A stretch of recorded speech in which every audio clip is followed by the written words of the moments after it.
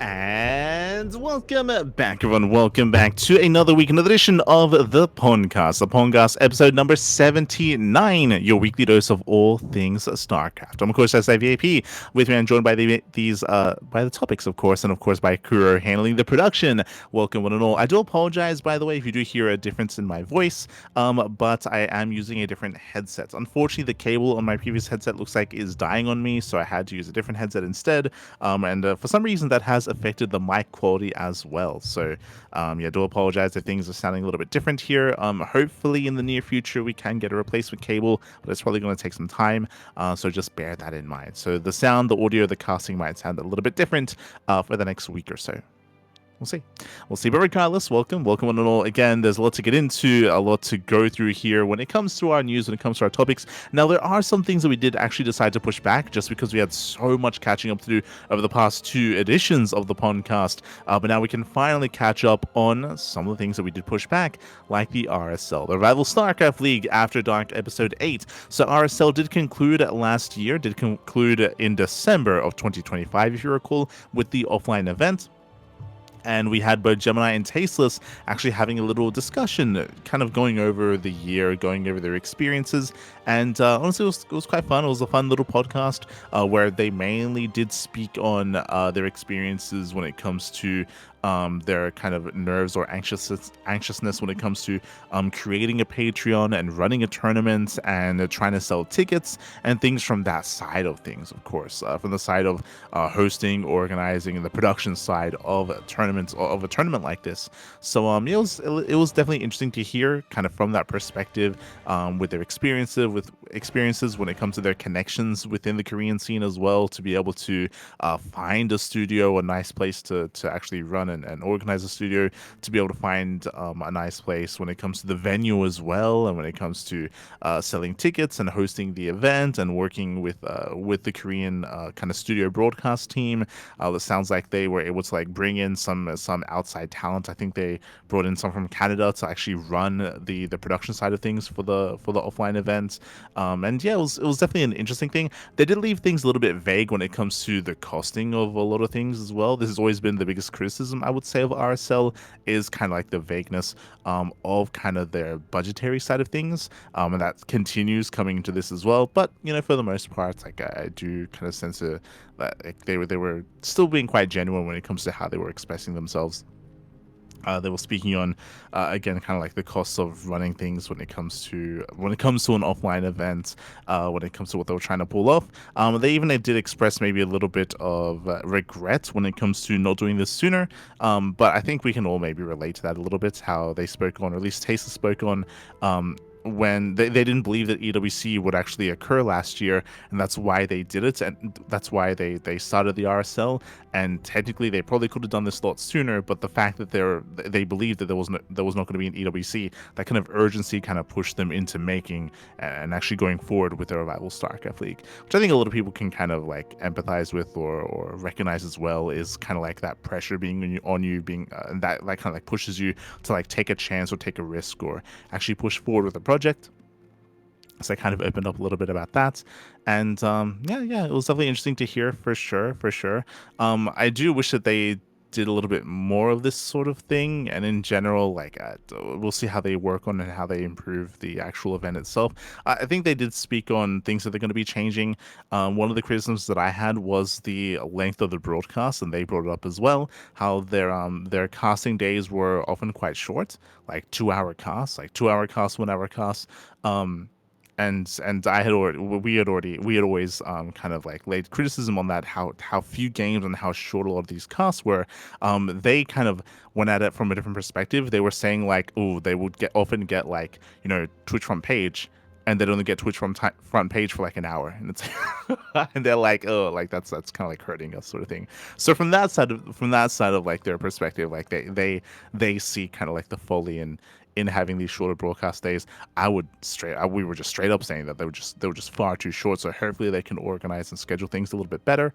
Of course, we have the next season of RSL that's going to be coming up, I think next month even. I think that's when the qualifiers are, in February. We'll be getting into that, of course. I don't think But we anything do is have announced yet. We just have vague idea that it's coming soon. Yeah, we have a vague idea of when it would be. They did mention how they kind of were a little bit rushed when it comes to condensing of the RSL last year because EWC was announced, so they had to like kind of squeeze everything in and make sure that they didn't overlap with any of the other big offline events. This year they should have a little bit more freedom when it comes to scheduling, and hopefully they're able to kind of fix up their scheduling.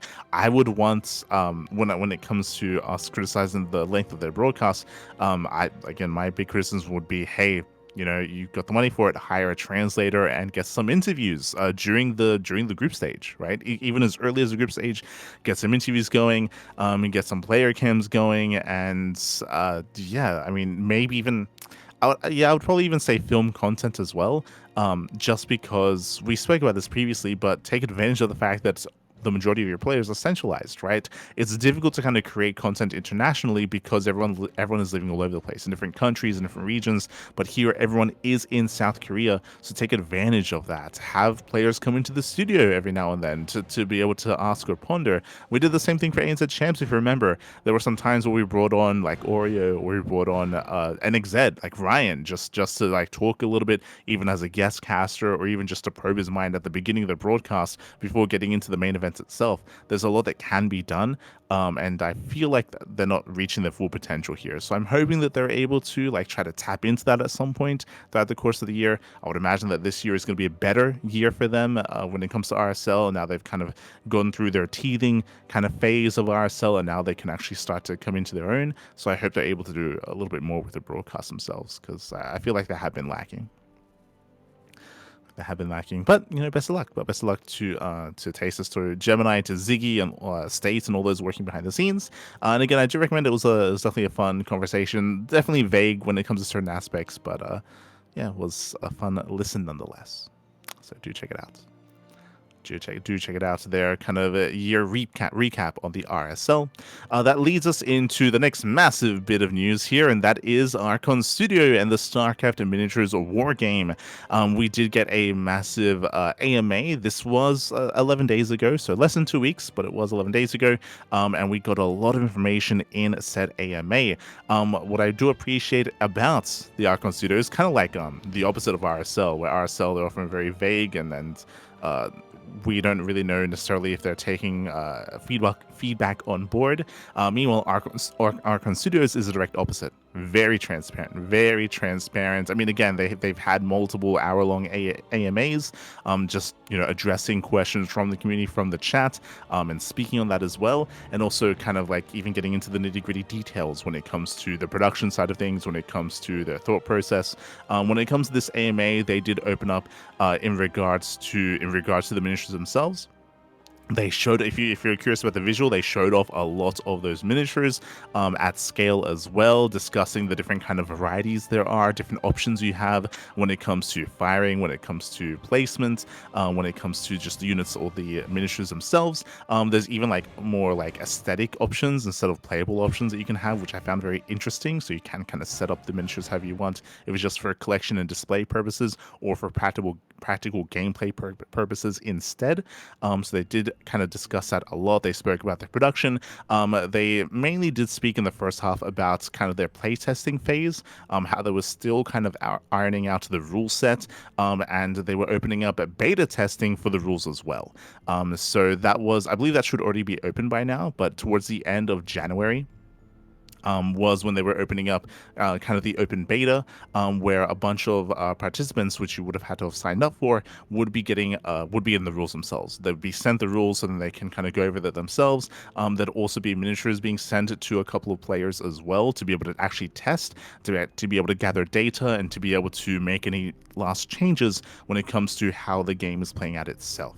So it's really cool to hear that, again, they're pushing forward with this. I think by now, I mean, we're getting towards the end of kind of that beta testing phase, as I was kind of nearing towards the end of January, and we're actually wrapping up January as we speak. So again, they were going through their beta testing phase. They also spoke about like their production as well. Everything is in house. They spoke about how they should be able to avoid too many shipping costs when it comes to the Americas. They spoke about how they're actually importing to North America via Canada, just because it's cheaper to do so because of all the tariffs happening in the Americas. So they actually send it to Canada instead, and then from there they do distribute. So they spoke on on kind of like their warehousing and the distribution side of things.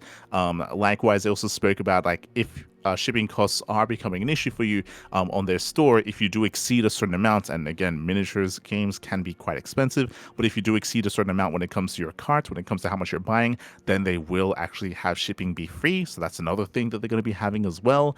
They spoke about how if you're a little bit concerned about maybe missing like the Zeratul limited like collection figurine, they spoke about how they're going to be going to some of the trade shows in the near future, and they're going to be able to have those available there. So don't be too concerned. Like there are going to be other chances, other opportunities to actually get these more unique models. So don't spend too much money when it comes I to people reselling and things of yes. that nature as well. I would also like to point out that when the special miniatures are available at trade shows, at the same time they are available online. So even if you're not able Yes, to actually yes. go to the show, you can still get it at that time. Exactly, and they even spoke about how like their production is on point. You don't have to be worried about scalpers or anything like that when it comes to their main product, just because they are creating an excess and they're not looking to actually limit their supply. But that is not the case for the limited like collection figurines, right? That is where you can be caught out. But that's why they emphasize like, hey, if because there are a limited supply and because scalpers have been known and we've already seen that they've been buying them in bulk and reselling them after the fact, after that window has closed, that don't worry, there are going to be other windows, right? There are going to be other windows, other trade shows, other opportunities to get those more collectible items or those more unique models. So if that's something that you maybe missed out on, something that you want and you're looking for, don't don't get too impatient and buy it like at a markup price on eBay when you could maybe like wait 1 or 2 months and then get it at a more reasonable price from Archon Studios instead. So they were kind of opening up about that as well. So yeah, I do recommend checking out the video itself when it comes to seeing all the figurines themselves. They also released a roadmap in regards to their release schedule. Very quickly, when it comes to pre-orders, I believe pre-orders are going to be. They believe that at worst case scenario, pre-orders are going to be starting to send out in March, 10th of March, sort of thing. But they should be earlier than that. It's like worst case scenario, end of March. Is when like pre-orders going to be available. Shipping will be in May, and they already have I should say kind of like I should say a staging ground, or I should say a roadmap. That's a roadmap when it comes to other releases they're going to be having. So in June, there's going to be Wave 1 of support for all three races with heavy support.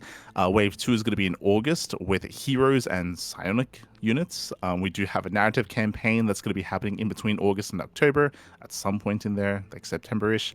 October is going to be flying units, and December is going to be more hero units, and looks like classic ground units as well. So they have a vague roadmap, and this is what I mentioned in the previous time we spoke about the miniatures game, is that don't. I feel like especially if you're on a budget.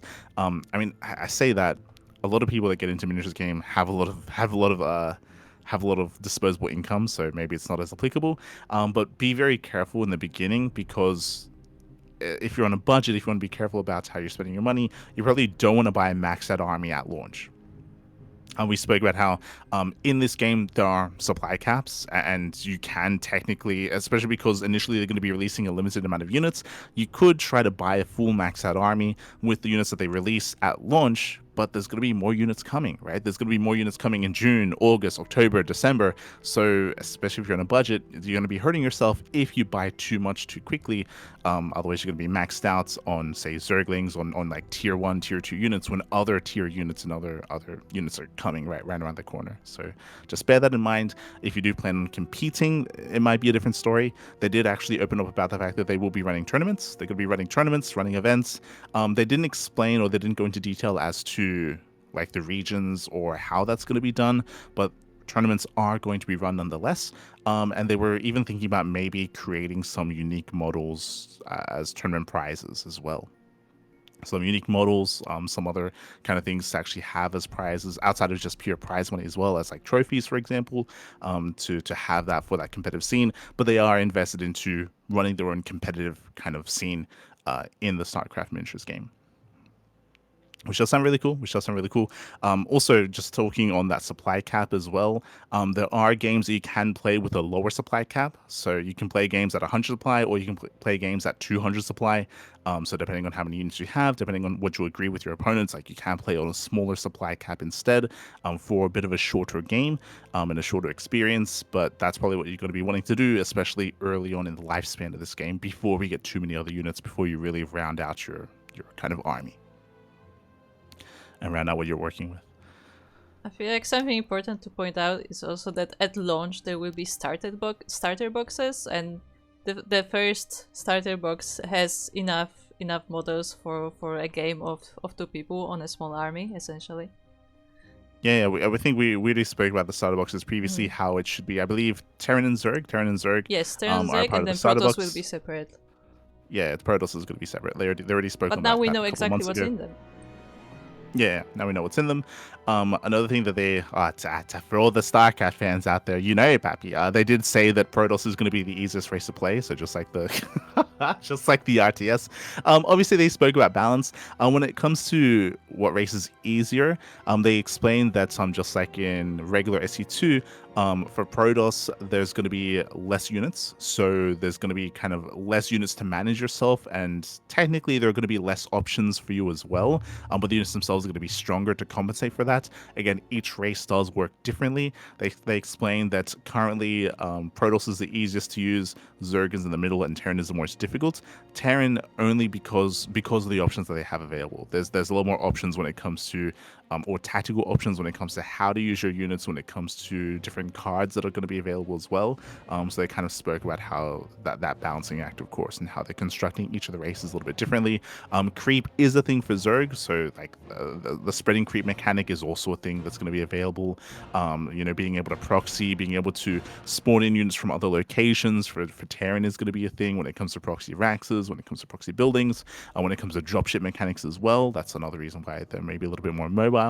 And it sounds really interesting, kind of how they're constructing all the races and how they're kind of bringing it all together.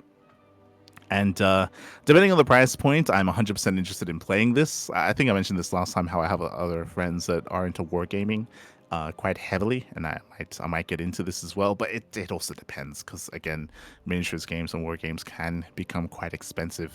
But it does look really interesting when it comes to the models themselves. They even opened up about how they're going to be creating like custom models, and there are Zerglings with wings. There are Marines like with different armor sets as well. Like this is all things that we kind of already went over, right? But the idea of bringing in hybrid units, or like Tile de Rim skinned units, or and even with different like abilities, or things like Primal Zerg as well. Like that's all like on the horizon when it comes to kind of how they want to make this game and how they want to incorporate other units. So it's going to be quite intense, going to be quite complex. And again, they go into greater detail when it comes to the rule set, when it comes to how all these units interact with each other. There's a lot. Like it's a very dense AMA, and I do highly recommend checking out all the AMAs that they've released so far. They're all on their YouTube channel, and there's a lot to get through. And as I mentioned before, very transparent when it comes to a lot of this. Yeah, they are very transparent. I mean, I think it also helps that the guy doing the AMAs is the CEO of the company, so like he's literally the guy making the decisions here. And he also was talking a lot about an app that they are making for like the rules and like reporting scores. They currently are working on like the beta app for like more like reporting what is going on, to like to like tweak the rules and so on. But there will be also like an official app once the game is released as well. So that is something that's currently in the works. Yeah, it's really cool that they're incorporating that. That is something that has been done with some of the more modern games. I know that for the modern XCOM board game, it also came with an app as well, which kind of helped when it comes to rules or how units work and just playing the game. It's something that is a bit of a newer kind of thing to board games, and yeah, it's going to be really interesting to see how they incorporate it here as well. Anything you can do to make this a little bit easier, of course. Like one of the big things about board games is always going through the rules and figuring everything out. It's like spending an hour or two before you even get to play the game and going over the rules and figuring things out. Like that's kind of like a standard thing, especially when you're with a group of friends. But another thing very quickly as well that I think is really interesting. I can't remember if we spoke about this last time, if they had even elaborated on it. But what makes this a little bit different is typically a StarCraft miniatures game is relatively short. I say relatively short. I think a 100 cap supply game is like an hour and a half to play. And like a maxed out game is like 2, maybe 2.5 hours instead. And I say that's relatively short. If you know anything about Warhammer 40k, games can last a very, very long time. But a lot of that time spent playing Warhammer is in the kind of is in the deployment phase, right? If you know anything, like the deployment phase is in Warhammer, you lay out your entire army at once, and I want to say you typically take turns, kind of like deploying your forces and setting up your army and setting up your positions, and that can take like an hour. Like that can take like an hour to deploy, especially if you're working with more capped like point armies.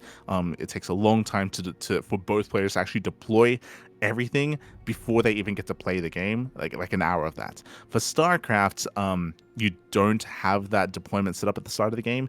Throughout the course of the game itself, every turn you're able to spend supply, you're able to morph in, warp in your units.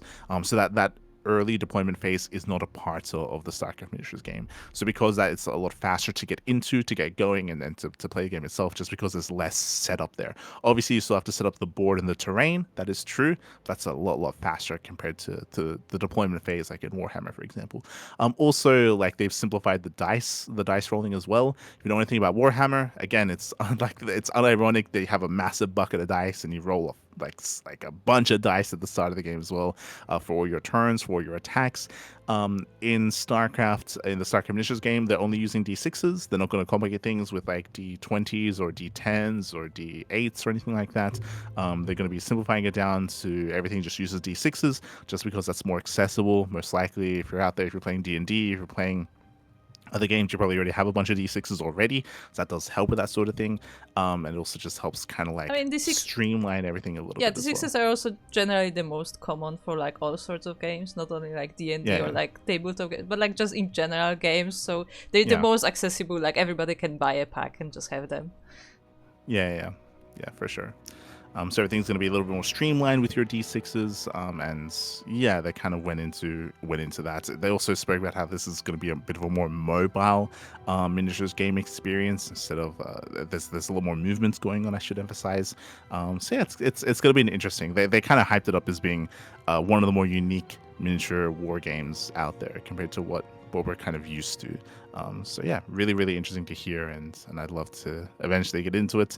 It's also very daunting. They kind of went into a little bit more into detail when it comes to the models themselves.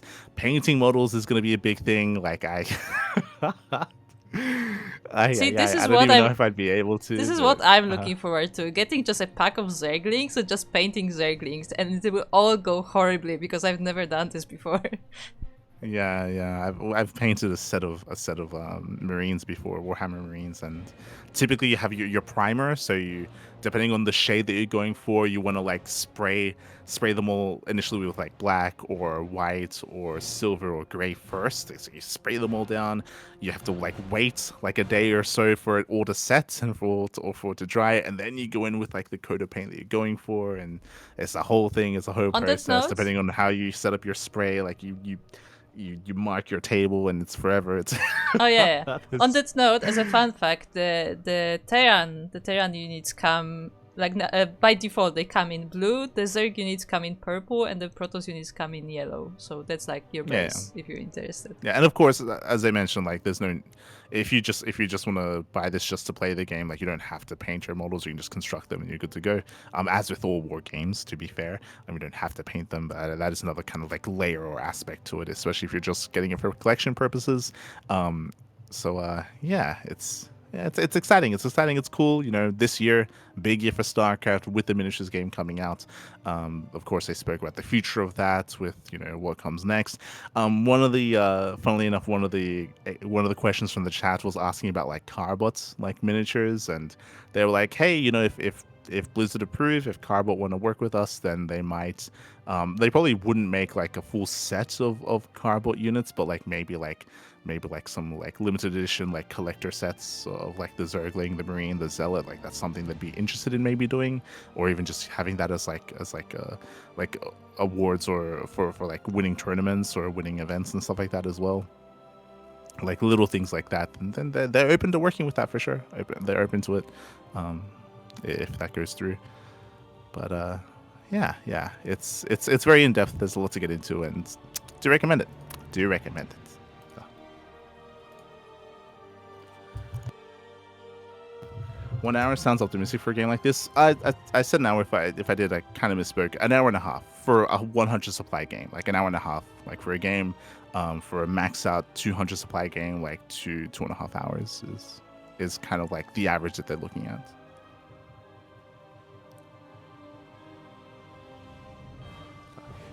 Also, important note, they don't actually use like 200, 100 supply. It's 1,000 point army.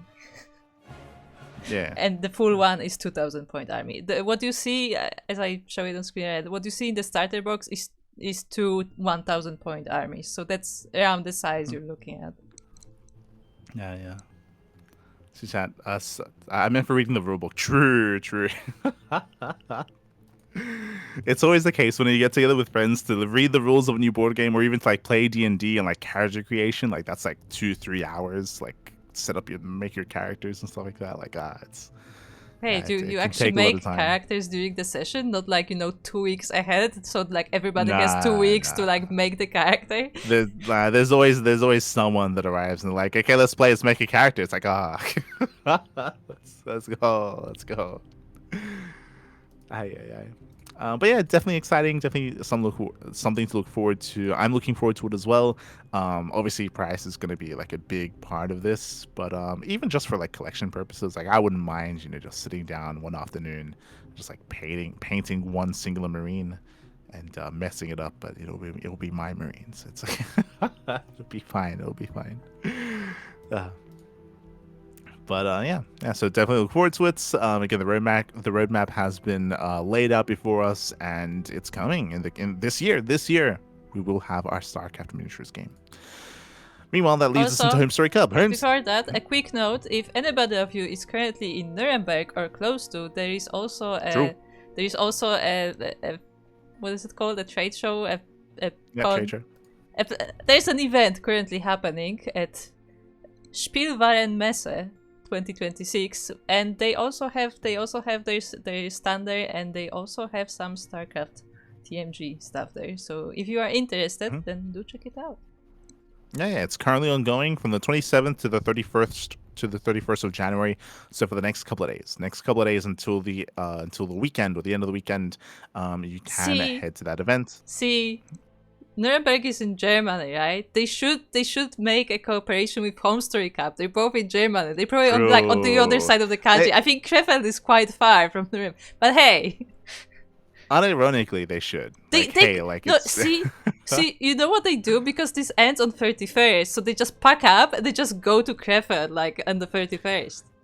Well, like honestly, it might be too late, but like. Again, Archon Studios, they sponsored RSL. They should know about HomeStory Cup. HomeStory Cup is known for like after hours, like late night poker games. Like imagine if they stream, because they've streamed their poker before. If they streamed after hours, late nights StarCraft miniatures, like they totally could. They'd be down for it as well. I'm gonna time to write on their Discord. They time to message Take. I'm sure Take will be into it as well. I mean, he's running a gaming bar. He would like to have that, probably. Yeah. Like it's something that, it makes sense. Like it should be happening. Unfortunately, I don't know if it will. Unfortunately, I don't know if they're in contact. But it's something that should be going on. They said they want to do it, but I think they may be waiting for the release to do it. But it would be really cool if they did it sooner. Yeah, for sure. I guarantee you that if they did, a bunch of those miniatures would be broken by the end of the night. But it's part of the fun, and it's something. That's the one problem, and they may not like that because I know that like uh, they said like they were also saying that like oh like we're going to the next trade show we have to like paint a bunch of miniatures because they have to be presented and stuff. So like I think they like there's a lot more work put into like displaying all of this. So I I don't know mean, if I would they'll. have them. I would have them play with the plain figures, not with the painted ones. To be fair, like I Yes, would not. yes, I do I agree. would not give a bunch of people that have been drinking all weekend, like No, some like see, you know what? priceless, well like constructed point You like take a painted like box, you miniatures. take a box of unassembled ones, and you tell all those people at the bar to assemble them Yeah, as part of an yeah, activity. yeah, exactly. Time See, them. see Get a how well they stopwatch. can do Time it. how fast and how well can they construct those miniatures. True. But it's a missed opportunity if they're not able to do anything with it. Just because it's happening in Germany, big week, big tournament, big weekend here for HomeStory Cup. So regardless, speaking of HomeStory Cup number 28 is going to be this weekend from the 30th to the 1st to 30th of January to the 1st of February. So it is going to be a big weekend here of StarCraft. We mentioned this previously, but maybe if you haven't tuned in before, we have been the B stream for HomeStory Cup for like the past like 5 editions. It's been a couple of years that we have been the official B stream. Unfortunately, this is going to be the first time in a long time where we will not be the B stream. So we do apologize. We did mention this previously, but there's a reason why January has been very lean for us when it comes to casting. I've been unavailable. There have been some medical issues when it comes to my pet bunnies. There's been a lot of vet visits throughout the course of the entire month. A lot of vet visits, a lot of like care, a lot of I should say care, a lot of overlooking and just taking care and just making sure that they're okay. So I just have not been able to cast much. That will be the case this weekend as well. I'm unavailable to cast. For those who are curious, my pet bunny Chi-Chi, she's actually right now at a vet hospital. She's currently recovering from surgery, and she's going to be recovering over the course of the weekend, and I have to be there for her. Right, I have to be there for her, make sure she's okay, make sure she's eating, make sure that nothing goes wrong, and yeah, because of that, we'll not be able to cast HomeStory Cup. So it's a bit of a shame. We will try to catch up with via replays. It's not going to be the same, but replays are going to be available at some point. So over the next couple of weeks, maybe 2, 3, 4 weeks, we can go over the replays and catch up. Again, just because of all those issues that we've had here in January, we've had a lot of missed casting, so we have to catch up on Rongyi Cup, we have to catch up on Thunderfire, and we have to catch up on HomeStory Cup. So there's a lot of replays, and all the weeks that we missed on Pegasus Cup and Water TV Mondays. There's just a lot of events that we've missed out on, and I do intend on catching up on all of them, but it has created a big backlog, so it'll take a while for us to catch up on everything. Like a solid month or two, to get through all the replays for Rongyi, for Thunderfire, for HomeStory Cup, for Pegasus Cup, Water TV Mondays, like everything. We'll get there eventually, but again, throughout the course of February and March, it'll be a couple of catch-up months, alongside all of our regular casting as well. So we'll do our best. We'll do our best to catch up. But when it comes to the event itself, we can have a look at the group stage. The groups have been confirmed. We have four groups in total. Top 2 of each group do make it through to the playoffs. A lot of matches. We have 3 matches happening at once. That's why we typically have in the B stream, so that something always gets casted, of course. Group A is going to be Zaun, Lambo, Nightmare, Euthermal, Geralt, and Kellizer. Let's go. Okay, we got 3 Protoss, 2 Terran, and 1 Zerg. Coming into this, there are going to be a lot of high expectations here for Zaun and Lambo. In my mind, those are the top 2 players here. Nightmare, he has been very MIA, very inactive over the past couple of weeks. Euthermal is a wild card, and he has been doing surprisingly well in 1v1 tournaments in recent times. So Euthermal, he can always cause upsets. And Geralt, he's also a strong player as well. He can also cause upsets. He is also in form. Kellizer is more of a dark horse. Kellizer has also been very inactive, very, very inactive. So we don't really expect too much from Kellizer. I will say that Zaun and Lambo are favored in Group A, but I can see Euthermal and Geralt causing upsets, and maybe even Nightmare as well. Maybe even Nightmare to shake some things up. Meanwhile, that leads us into Group B. Group B, we have Serral, Ryung, SOS Mana for Jumi, and Holy Hit. That's a lot of Protoss. We got 4 Protoss, 1 Terran, and 1 Zerg. So we have a little bit of diversity here. Coming into this group, Serral is the heavy favorite. I would say that Ryung is up there alongside Serral when it comes to the top 2 for the group. But I can see players like Mana and for Jumi causing upsets for the most part. Like SOS maybe can threaten a little bit, but I haven't really been too impressed by SOS over the past year, over the past 2 years. But Mana and Fujimi, they can bring Ryung down. I think I still lean a little bit more towards Ryung, but Mana and Jumi can definitely shake things up, as Cyril's kind of like the sure thing. Group C, we have Clem, Hero Marine, Harstem, Laser, Fjand, and Christianer. Oh, okay. Coming into this on paper, I would say that Clem and Gabe are the top two. Clem and Gabe are the top two players here for this group. But I would say, is this the group of death?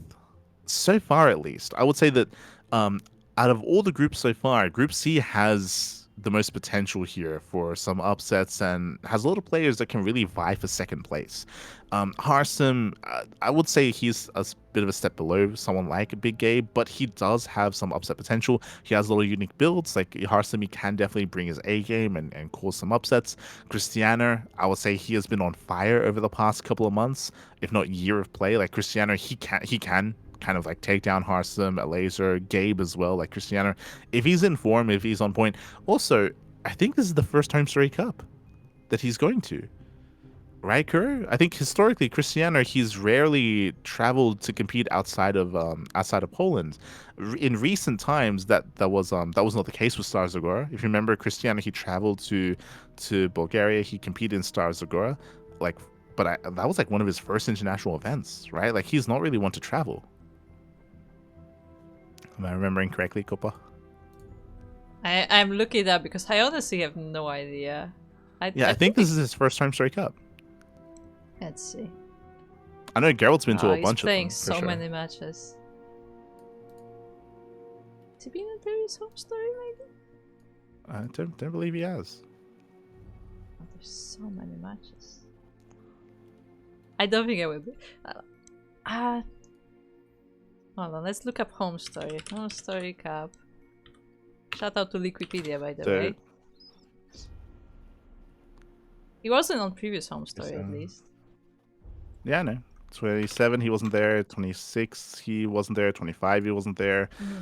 23, he wasn't there. Yep, 20. Yeah, I don't think he's been traveling. I mean, he's still fairly young, so before that, like, it was more of about an age thing.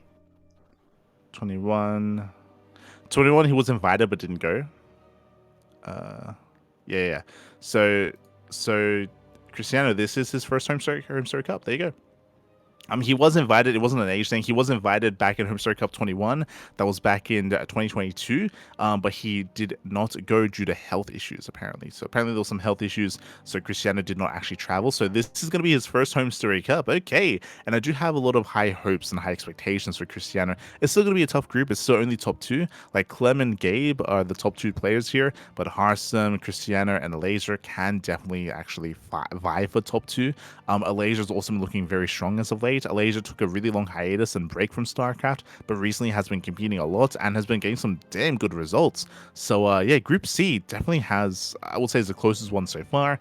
That leads us into Group D. Group D here we have we have Rainer surrounded by Protoss. Remember what Rainer said last time at RSL? He was like, I don't want to see a Protoss for like another 2 months. No. He's surrounded by Protoss, baby. We got Rainer, Showtime, Trigger, Skillus, Baby Marine, and Letalix. This is actually going to be another really close group, actually. Both Group C and Group D. I would say that Group D is going to be very close, but it's a little bit less interesting because there's a lot of PvPs. Like, there's a lot of mirror matchups in Group D compared to Group C. Group C, there's only 2 Protoss. For Group D, there's 4. So in this group, I would say that Rainer is the favorite player. Probably Rainer and maybe Showtime, but I would say that right now, Skillus, Trigger, and Showtime are very close in skill. Like, I could see them taking each other out. Like it's going to be a very hard one to call. I would say for a lot of these other groups, like, there was more of a delineation between the top 2, but here, again, top 2 in my mind is like a blurred line between Showtime, Trigger, and Skillus. Like, they're very close in skill. Like, any one of them can make it through alongside Rainer. It's going to come down to who has the best PvP. And I think I might even say that Trigger, didn't he beat like MaxPax 3 times in the last 2 weeks? Like, Trigger, he has popped off. Like, MaxPax has had a very hard time against Trigger over the past couple of weeks. So Trigger's PvP has been looking insane. best of luck. Best of luck to everyone involved. Again, it's going to be really fun group stage. A lot of players, a lot of groups, massive groups as well. And top 2 make it through into the playoffs. Let's go. Let's go.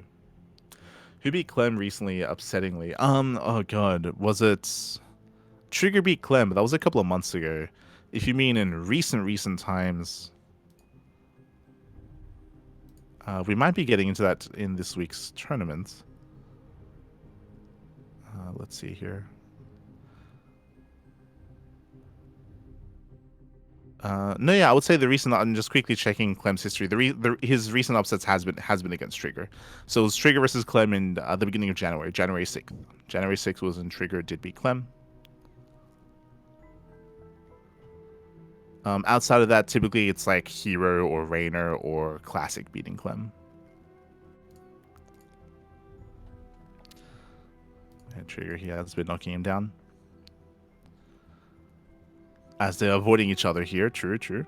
But yeah, it's going to be a really intense weekend. Do recommend it. Again, I most likely will not be watching it just because we're going to be casting the matches themselves after the fact. And I'm going to be looking after my bunnies as well. So we'll see. We'll see what happens. But regardless, do enjoy the event. It's going to be a lot of fun. It'll be a lot of fun.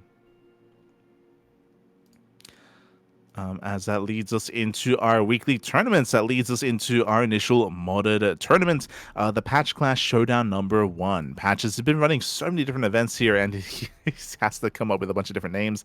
He's had the Patches Patch Clash, he's had the main event, he's had the 4.5k event, he's had the Invitational as well, and looks like here we have a bunch of show matches. Okay. So again, this is all played on his unique mod, on a unique version of StarCraft. Here we had a best of 5 between Pi and Beast, and a best of 5 between Inexorable and Akedon. Okay. Beast takes down Pi 3-1, and Inexorable takes down Akedon 3-0. So GG well played. I didn't know that Pi was a bit of a connoisseur of Patches tournaments. So really cool to see Pi competing there. Did take a map off of Beast, but for the most part, Beast and Inexorable were a little bit more favored here in these matches. They do claim the win. GG. GG, well played. I'm curious as to the purpose of this. Like, I'm curious if maybe Patches, if there's like a history between these players and why there are show matches between them, or if Patches just wanted to see specific matchups and specific like TVP or PVC for his mod for balance purposes. But regardless, GG. GG well played. Shout out to Patches for hosting the event. Congratulations to both Inexorable and Beast for walking away with the prize money. GG. GG, well played. Oh, hold on.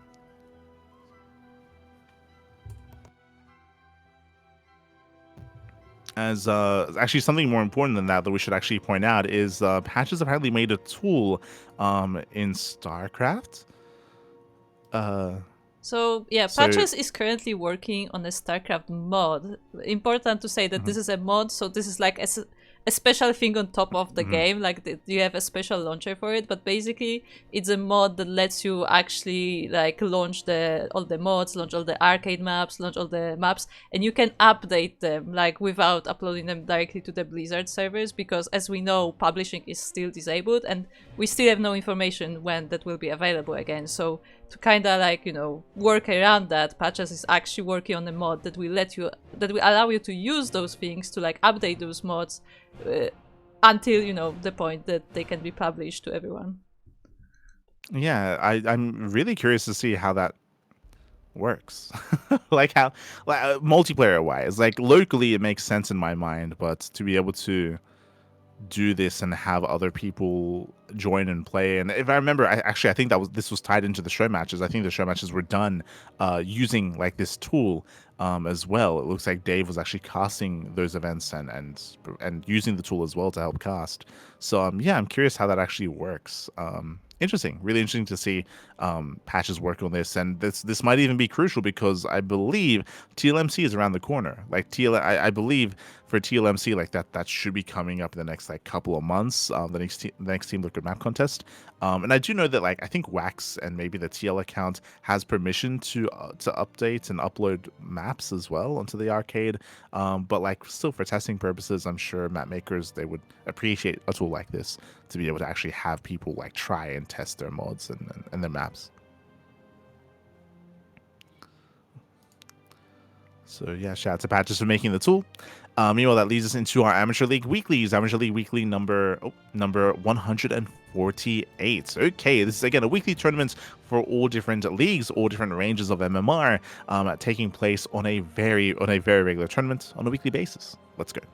Let us go first. We do have the Initiate League Weekly. We do have the Bronze to Platinum. Here we had 5 players duking it out. We had Jackals, we had Lucid Shadow, Prince Sizor, X-Decker, Dollar Tree Dipper as well. Okay, players I'm not very familiar with, but Jackals, he does make it through all the way to the finals, takes down Lucid Shadow 2-1, takes down X-Decker 2-1 as well, but he actually falls in the rematch against X-Decker in the finals, 3-1. Again, a bunch of players that I believe are newcomers. I don't think I've seen X-Decker or Jackals or Lucid Shadow before, or even Prince Sizor. The only player that I'm familiar with here is Dollar Tree Dipper, so a bunch of new faces. I appreciate it. Really cool to see a bunch of new faces, and congratulations to our initial champion. Congratulations to X-Decker. That leads us into the Veteran Edition. This is for Diamond 3 and Diamond 2, so the next level up. Here, this is where we have our regulars. We had Sugar Colt II, we had Pretty Fly, Barks, Sewer Badger as well, so Old Lady, so a bunch of regulars. Even see Wishu? Is he Polish? Has he played in our tournaments? I recognize the name.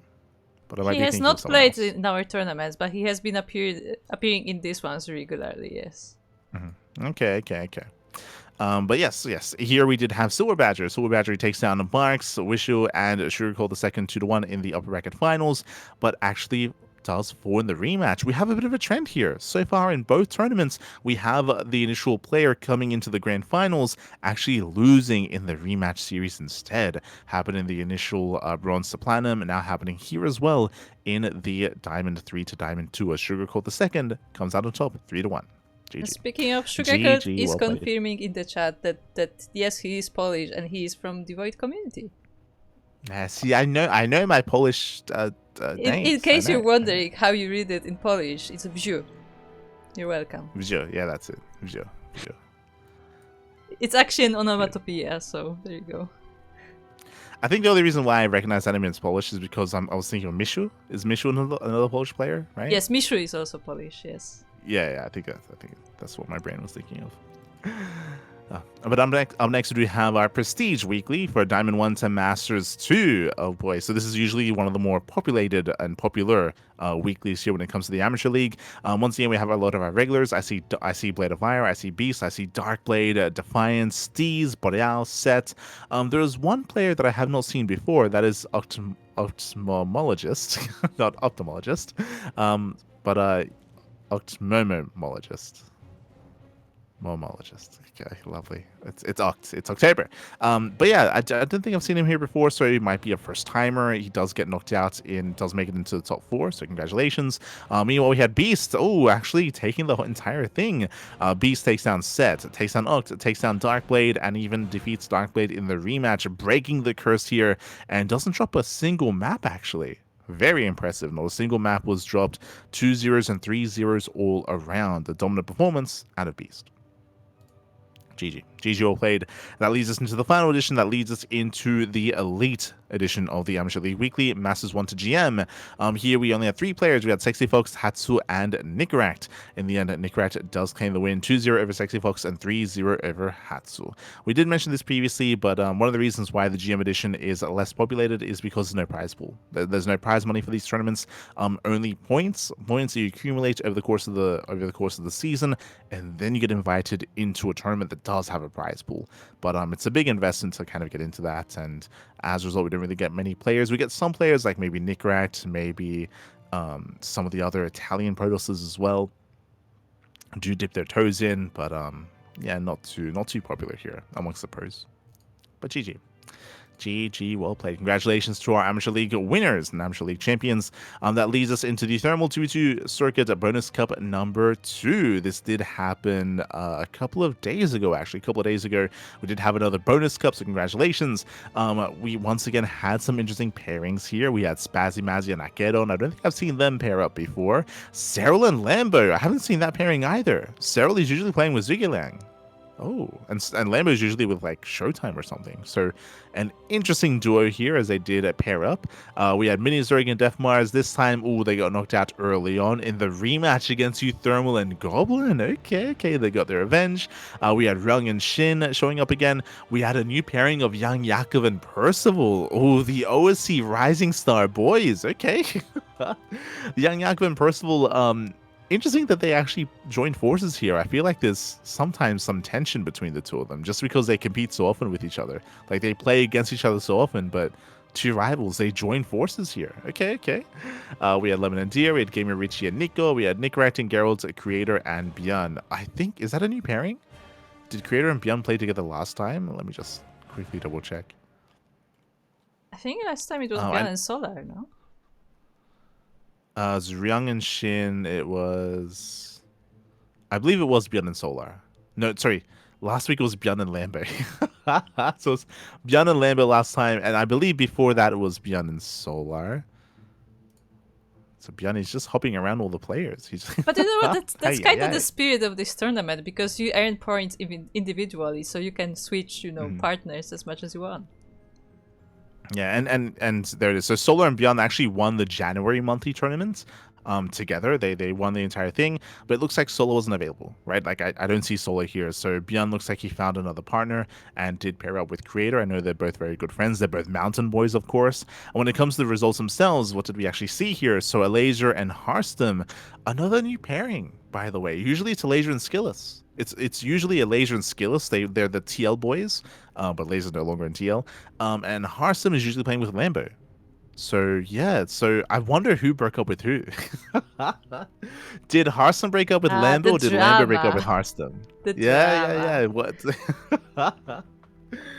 Now this is pure speculation. In my mind, Lambo broke up with Harstem because I feel like Harstem wouldn't abandon. He's loyal, okay?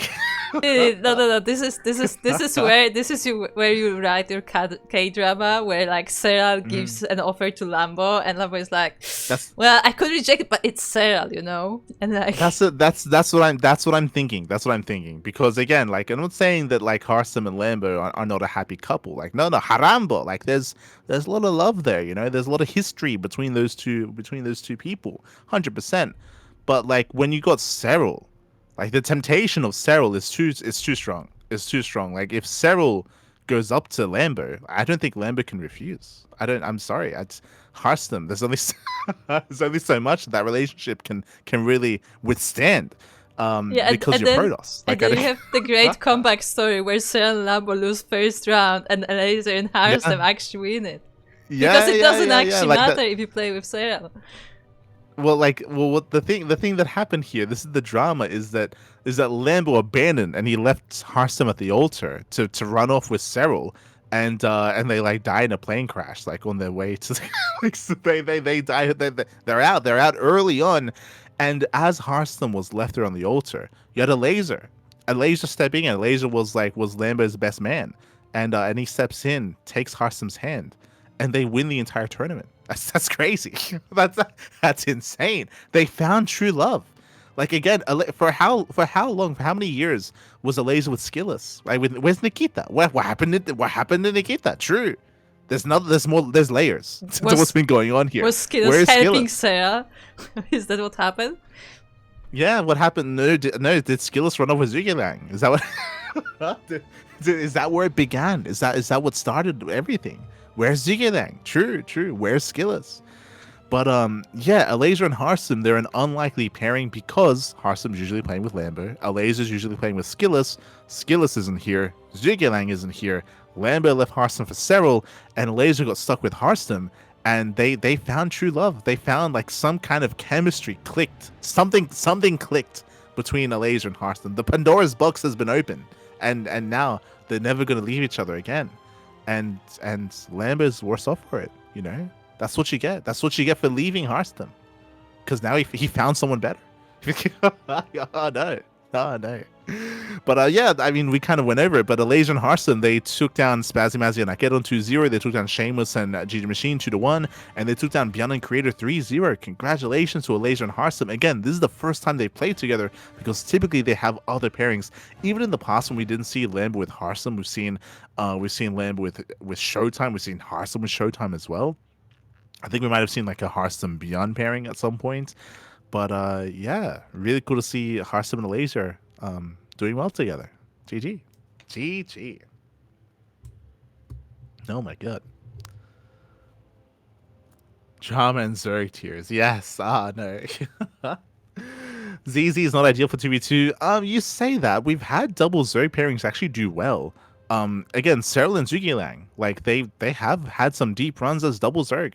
To be fair, Cyril, he has played Protoss at times with Zhuge, but at other times they've played double Zerg and they've done well for themselves. I want to say there was another double Zerg pairing that did well previously. Yeah, I'm thinking of Cyril and Zhuge. Yeah. They beat Trigger and Clem in the January monthly. So you're right. Historically, double Zerg doesn't do well, but Cyril and Zhuge they made it to the semifinals last time, and they took a map of a Skillus and a laser. So they've kind of like broken that like stereotype and broken that mold. But Lambo's not Zhuge is what we found out. Is what we found out today. True. Yeah. Some other important things to take note of here, of course, is that Cyril and Lambo, they went down to Shameless and GG Machine. Shameless and GG Machine, they're one of the best 2v2 duos in the world, straight up. Like, they are one of the best. There's a reason why they took down Euthermal and Goblin, the homies, 2-0, and why they took a map off of Alasia and Hearthstone. And honestly, I would have favored Shameless and GG Machine to win the entire event, to win the entire tournament here, but they went down to Alasia and Hearthstone, who went on to win the entire thing. Meanwhile, Ryung and Shin went down early on as well. That is a surprise. Ryung and Shin, they performed insanely well in previous weeks and in previous tournaments, so they went down early. Young Yaku and Percival, also just a really fun pairing, but they did go down to Creator and Beyond, who of course did fall to Alasia and Hearthstone. GG. Oh. GG. Z-Pair, as far as I know, is the best. That is not true. I think the consensus is Terran and Protoss. If you're unfamiliar with TVP, the best duo in the world is Max Pax and Spirit. They're Terran and Protoss, and for a long time, the second best was Trigger and Clem, which is also Terran and Protoss. Just because of how Mech and Skytoss do work together in the late game.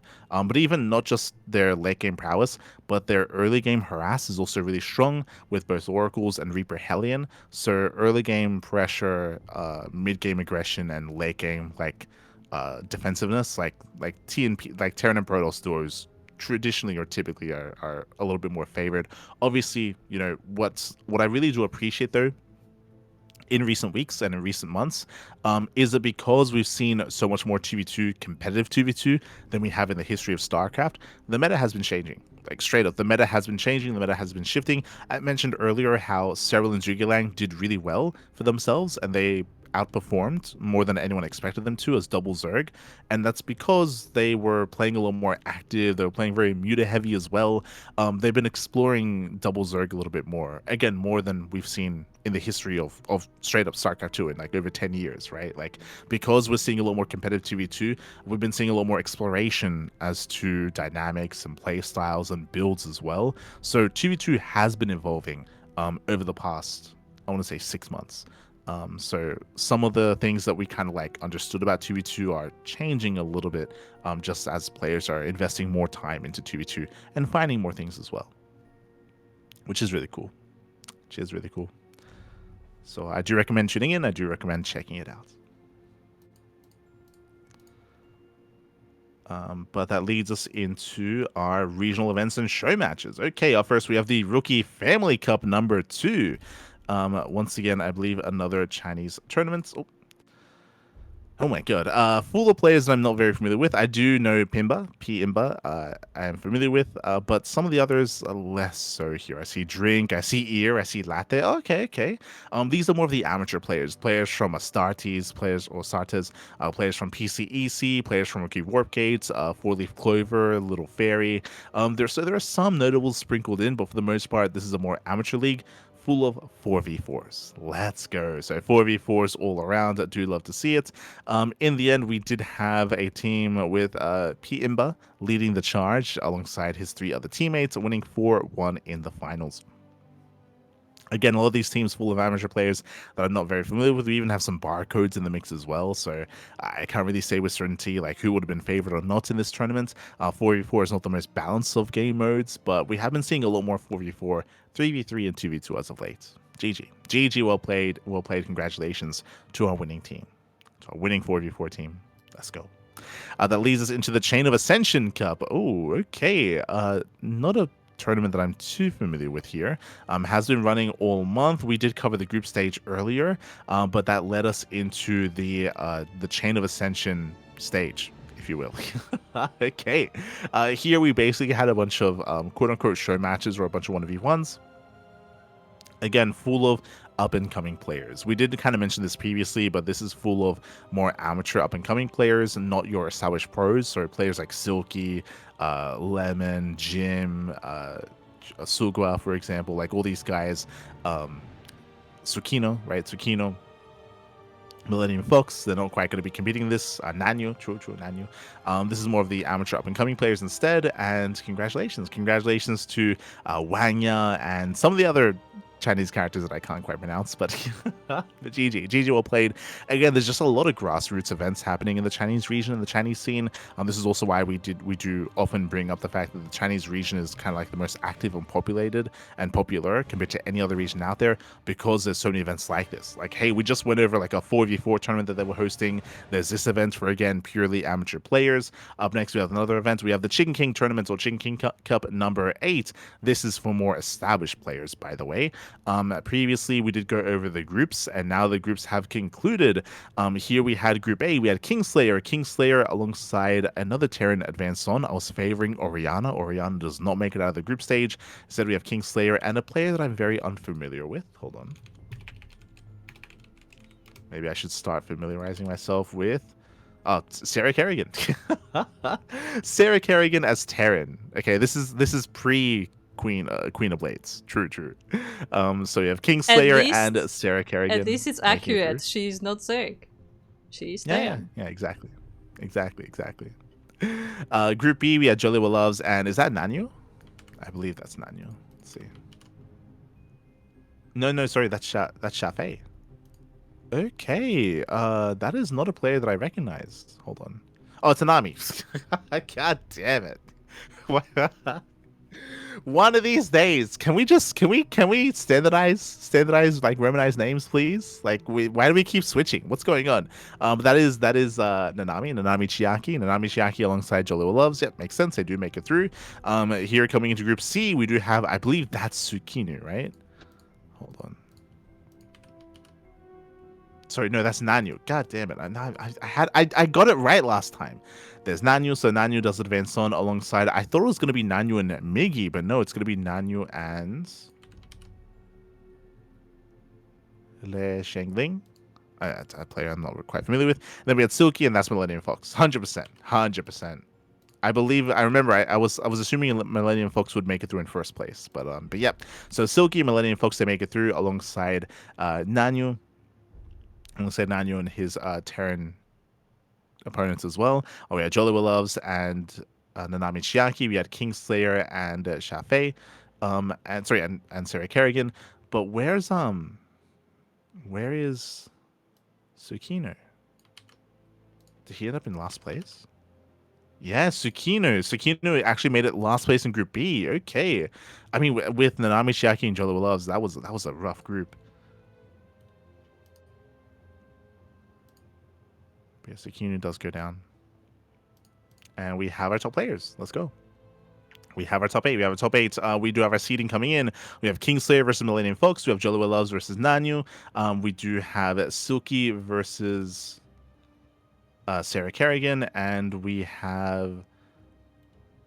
God, I keep forgetting.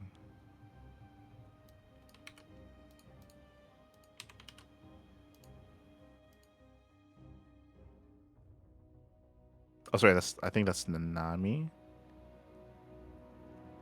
Yeah, Nanami versus...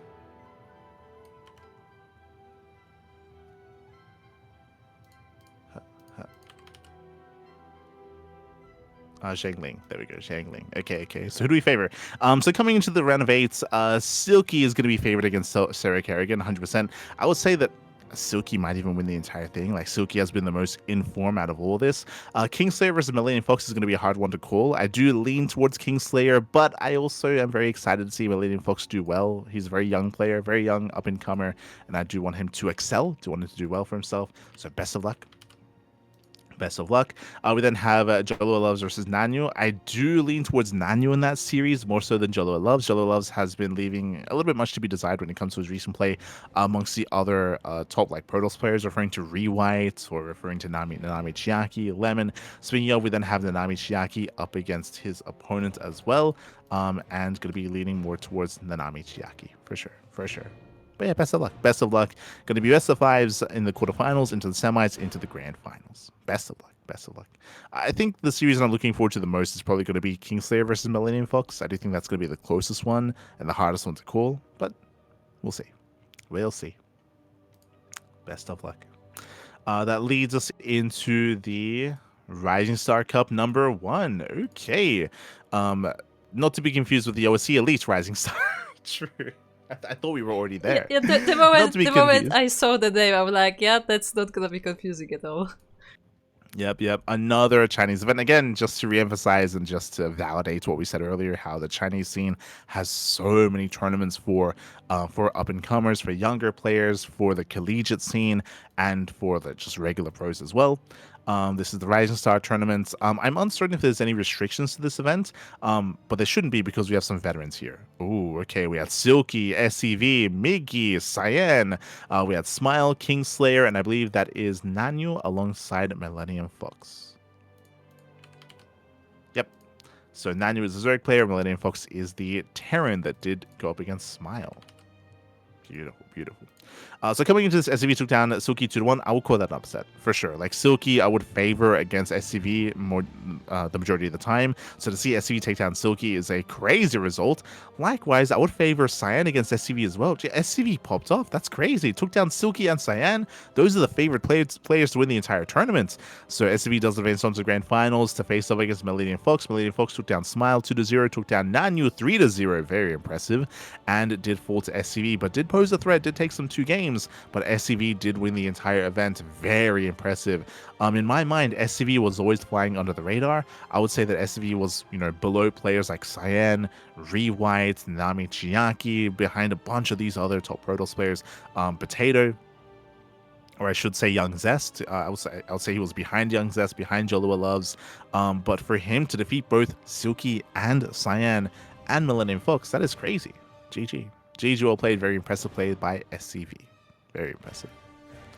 Meanwhile, Millennium Fox comes in second place, and then we have Cyan taking down Nanyu 3-0 to come in third. So congratulations to Cyan for third place, and Millennium Fox for second.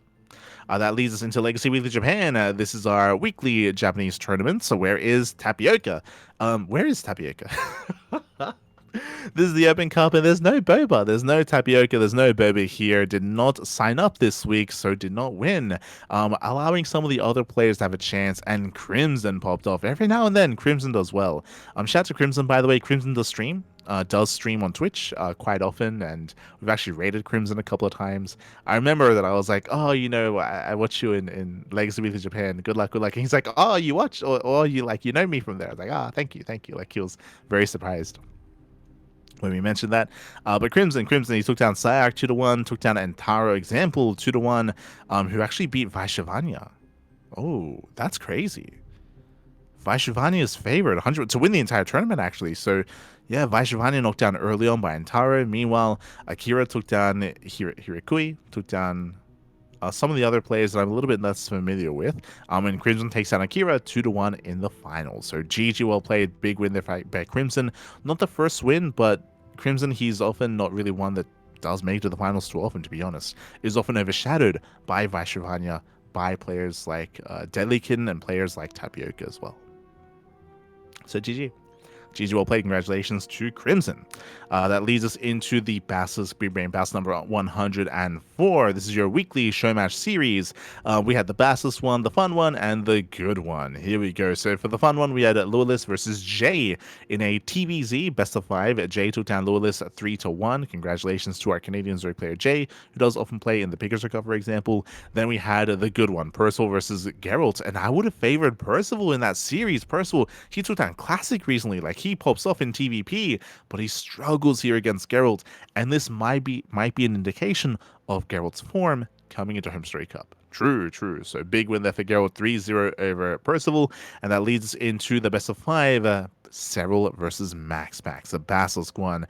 Big win for MaxPax. Cyril wins he takes the lead 2-0 initially in the series, and then MaxPax wins 3 games in a row. Tourmaline, Ruby Rock, and the Old Republic. I would love to have seen those games. Big win there for MaxPax. Very impressive play.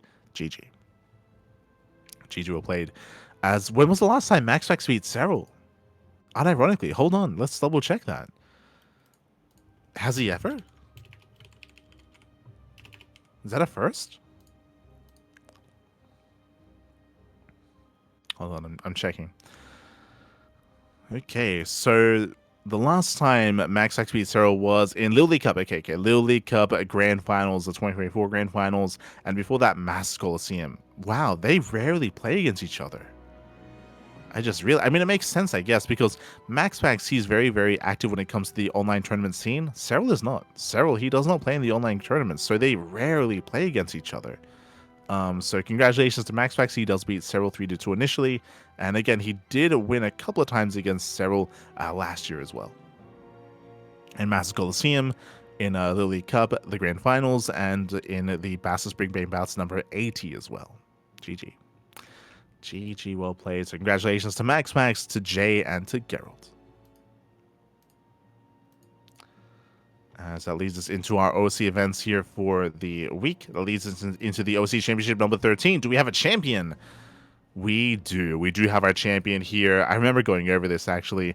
Hero takes down Clem 3-2, takes down Classic 3-2 in another ace match, and takes down Classic in the finals 4-2. Although it doesn't quite go to the ace match, but a very, very intense series nonetheless. Clem, he got knocked out by Classic 3-2 in the lower bracket finals. Now, Hero has won every major tournament in the past 2 months, right? Like Hero, he won RSL, the offline events, in December. So Hero won RSL, Hero, he won Thunderfire, true. Hero, he won the OSC Championship number 13. And we will be going, I mean, the Rongyi Cup, we still have yet to kind of go over that as well, but he's also one of the favorites for Rongyi Cup as well. So Hero, he has won all the big major events in the past 2 months. And yeah, it's looking terrifying. It's the Hero. And again, it wasn't easy. Hero, he beat Clem, Classic, and Classic once again. So congratulations here to Hero for claiming the win and for becoming this year's 2025's OSC champion. GG. GG, well played. That leads us into the OSC Elite Rising Star number 17.5. We did cover day 1 of this event. Again, this is a bit of a different tournament. Usually the OSC Elite Rising Star tournaments are double elimination, but this time single elimination. And also, if you remember, I did actually pose a question as to why Percival wasn't competing here. Percival, he's usually one of the big contenders for this event, for at least these events in the past, but Eddie did reach out. He did reach out. He did reach out regarding this, and Eddie, he mentioned that Percival actually is now ineligible because of his recent performances. Like Percival, he's too good. Percival and Nicaract, they both kind of achieved greater accolades in the OSC Championship, so because of that, they are ineligible for the OSC Elite Rising Star tournaments. So that is why I would say Terran is now looking a little bit weaker than previously, because they're missing Nicaract and Percival. They're just too good. They're too good here. So as a result, we're going to be seeing a lot more PvPs, 100%, a lot more. I mean, you already see it here. Jimmy versus Creature, Ledlix versus MJG, Shameless versus his next opponent, Mute versus Rebellion. A lot more PvP is going to be happening here. But there's still some strong Zerg representation, especially with the Mini Zerg, the young up-and-comer, and young Yakov, aka Old Yakov. But again, it'll take a while to progress through the brackets and to get through this event. It'll take a couple of weeks, and it is slowly kind of amassing, slowly getting ready. Based on who we currently have here, the two favorite players are going to be Seamus and Young Yakov to face off in the finals. We'll see who can stop them from meeting in those finals. Best of luck. Best of luck.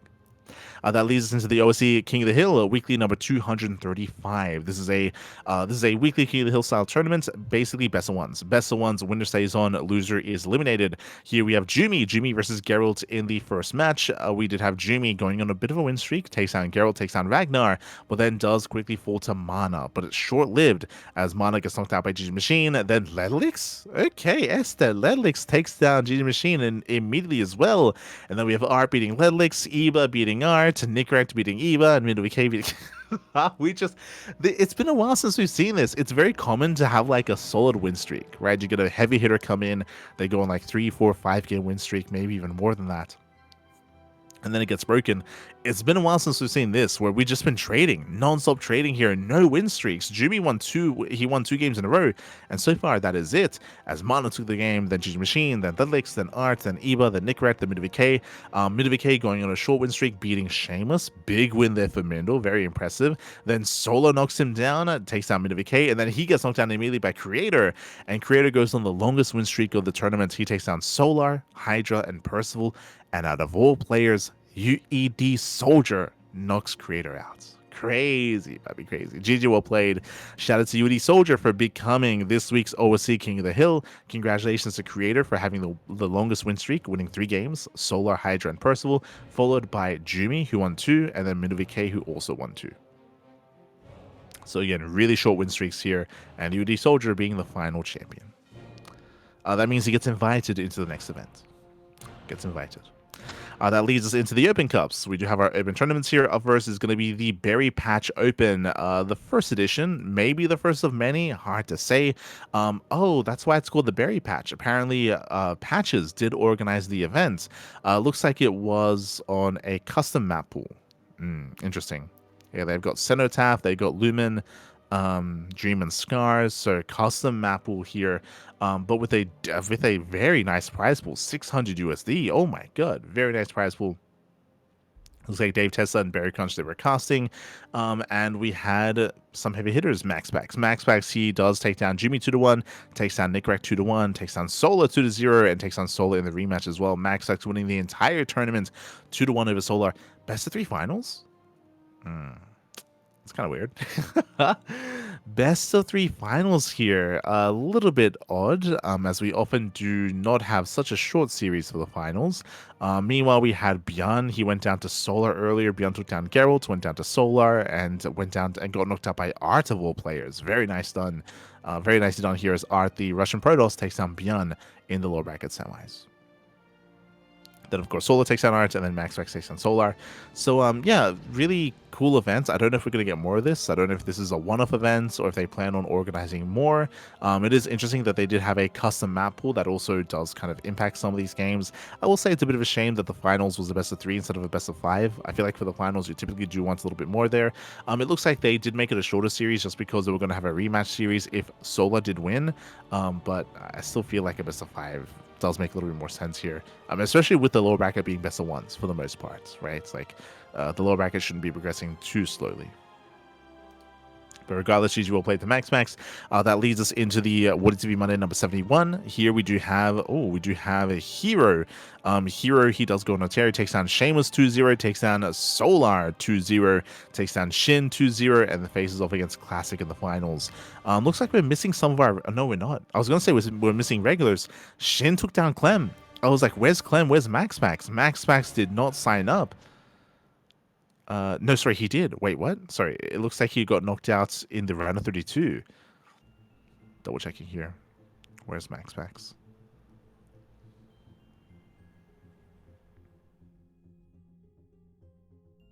Oh, he got he got 2-0 by Cristiano, papi. Ay.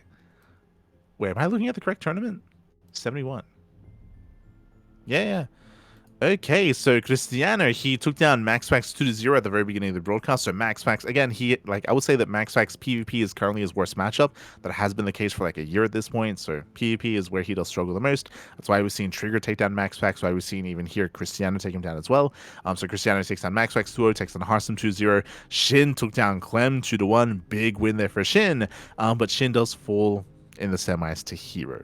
In the upper brackets, we did have Bjorn. Bjorn took down Cure. But he did fall to Classic. We had Nickrat take down Geralt, take down Showtime. Again, Nickrat, he has some crazy TVP. I want to say he even took a map off of Max in the Berry patch event as well. So Nickrat, TVP is his wheelhouse. That is his best matchup. That's where he causes upsets. 2-0 Showtime, 2-1 Geralt, takes a map off of Max, but does fall to Classic. Then we had that PvP finals once again. And again, Hero and Classic, they play so often in the finals. We saw them in the finals of the RSL tournament. We saw them in another recent finals. Or we saw them in the finals of the OSC Championship number 13. And now we're seeing them in the finals here as well. And Hero once again defeats Classic barely 3-2. I should also emphasize that every single time that Hero beats Classic, it's always close, right? Classic and Hero, they went to the ace match in RSL. That went all the way up to Game 6 in the OSC Championship, and here they went all the way up to Game 5 in the finals of the Water TV Monday. GG. GG well played here to Hero, does claim the win. That leads us into the Monday Night Weeklies, number 38. That was later on that evening. Here it looks like no Hero. It looks like Hero went to bed. Hero went to bed, Classic went to bed. A lot of the Koreans did not stay up for this, actually. No Solar either. Yeah, so very low Korean representation in this tournament. We have Bjorn and Percival, and that's it. When usually you have like Bunny, Cure, Solar, Classic, Hero. But not this week. Not this week. As we did have Clem, and Clem, he goes on a tear. Jesus, Clem, now that there's no Shin, now there's no other Korean obstacles ahead of him, he takes down Lelix 2-0, Mana 2-0, Showtime 2-0, MaxPax 2-1, and Showtime 2-1. So big win there for Clem as he does breeze his way through. Did drop a couple of maps here and there to MaxPax and Showtime, but does come out on top. This is kind of what we expect out of Clem. Meanwhile, MaxPax, he did have a strong performance himself. He was able to take down Percival 2-1, take down Beyond 2-0, but did fall to Showtime in the lower bracket finals. As you mentioned, MaxPax currently his PvP does leave much to be desired. That is kind of like where he does struggle the most here, and Showtime does bring him down. GG. Congratulations there to Showtime as he does come out in second place. Does come out in second place. That leads us into the Bigger Cup number 66. Here we're missing some people once again. No MaxPax, no Clem. No Hero, no Classic. Oh. To be fair, for this event, nah, I was going to say it's possible that maybe players are flying and traveling to Krefeld, but this is on the 27th. Like it feels a little bit too early to be traveling for the weekend event. But we are missing a bunch of players. We're missing a bunch of players here. But in the end, we did have Bjorn. Bjorn takes down the Wayman 2-0, takes down Nice 2-0, takes down Cham 3-2, went all the way to the ace match. Oh my god, it's the Cham. Cham, he went to the ace match against Jay, did win the series, went to the ace match against Shameless, won the series, and went to the ace match against Bjorn, but does barely fall to the Terran. As Bjorn makes it to the finals. Meanwhile, were there any other upsets here in the lower bracket? We did have Lemon 2-0's Creator. Ooh, Creator, he was favored to make it to the finals, I would say. Creator, he was meant to make it to the finals, but Lemon takes down Creator 2-0, and then Percival has a much easier time in the semifinals. He 2-0's Young Yakov, he 3-0's Lemon, and then he goes to the ace match against Bjorn. Again, Percival, his TVT has been improving so much. We have seen Percival defeat Bjorn before, and to see him go to the ace match against Bjorn here just emphasizes the fact that he has been improving heavily in the TVT matchup. I would say that right now, Percival, his weakest matchup is TVZ. Like his turn versus Zerg is where we have seen him mess up a little bit more and where we have seen him struggle. But against Terran and Protoss, that is where he does excel, for sure. But GG. GG well played. Congratulations to Bjorn. Shout out to Percival, and a special shout out to both Lemon and Cham to making it into the top 3 and 4 places. GG. GG well played. That leads us into Rongyi Cup. Rongyi Cup Season 3. This event is still ongoing. Bear that in mind. The event is still ongoing. We did cast the group stage on this channel, and we casted day 1 of the playoffs, but we still have day 2 and day 3. Day 2 and day 3 of the playoffs are still looking to go through. There's still more to go, still more to progress. So we'll be catching up with the playoffs and the finale of this event in the future. Again, unfortunately, we still have to catch up on some of these broadcast days, and we will do so throughout the course of the next week or so. For now, though, the group stage, we had Group A, Hero, Trigger, Bjorn, and Rogue. I was leaning a little bit towards Hero and Bjorn here, but again, Trigger has been on point, and Trigger, he barely does make it through 2-1 over Bjorn. So congratulations to Hero and Trigger making it through into the playoffs.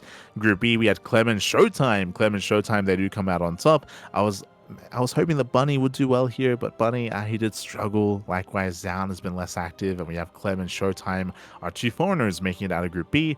Group C, we had Creator, Classic, Shin, and Percival. In my mind, I was leaning towards Classic and Shin, but Creator, he popped off here. Creator took down Shin 2-1, took down Classic 2-0.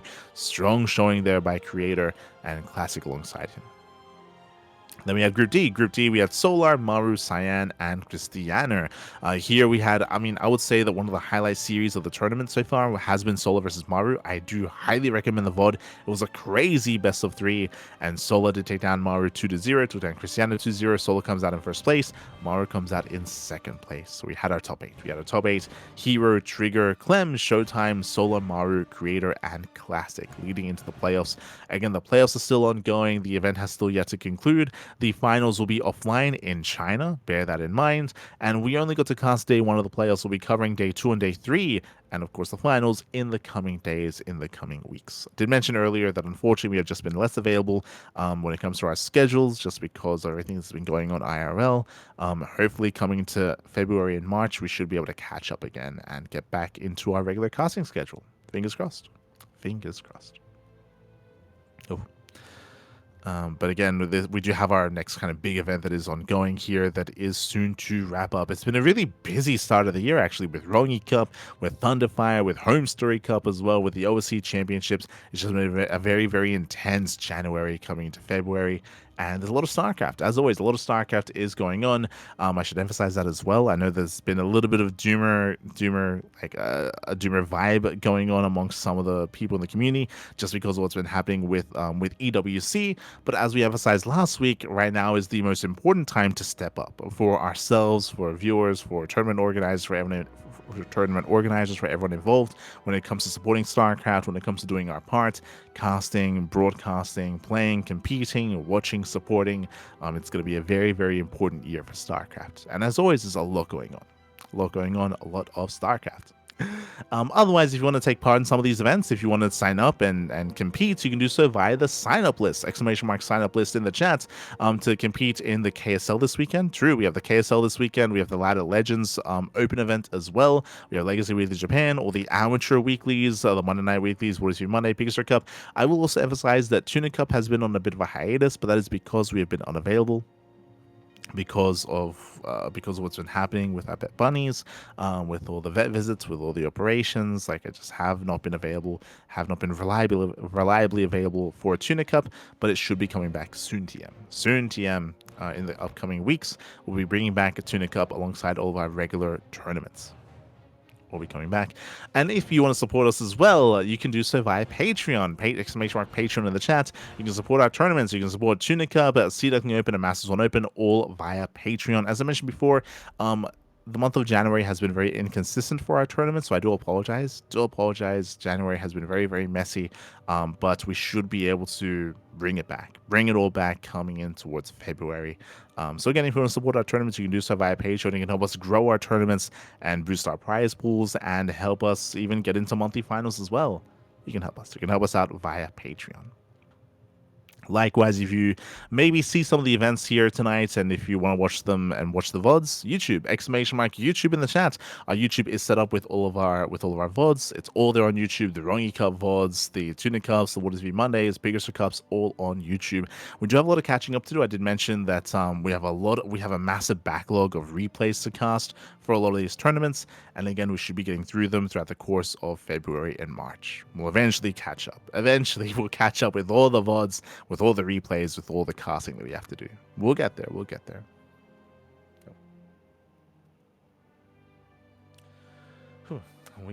there.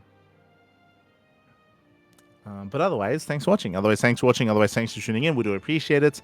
Again, when it comes to the next podcast, we're most likely going to be going over HomeStory Cup probably actually. But we do still have to go through some of the interviews that our hostess and tasters had for the esports awards. We've been pushing it back a little bit, but we should be getting back into it. Likewise, we'll be keeping you updated when it comes to the StarCraft miniatures game. A lot of fun. I'm very, very excited for the StarCraft miniatures game. I'm really curious to see how it does pan out, how it does play out, and curious to get my hands on some of those miniatures. Actually play the game, Pappy. Actually play the game. It'll be a lot of fun. It'll be a lot of fun. Again, look forward to HomeStory Cup. We won't be casting it this weekend, but that's going to be the big event over the weekend. HomeStory Cup, 3 days of intense premier StarCraft action. Do support it. Do check it out. Check it out over the weekend. Otherwise, thank you so much for watching. Shout out to Kuro for handling the production side of things, and we'll see you guys next time. Ciao, Papi, ciao. See you next time.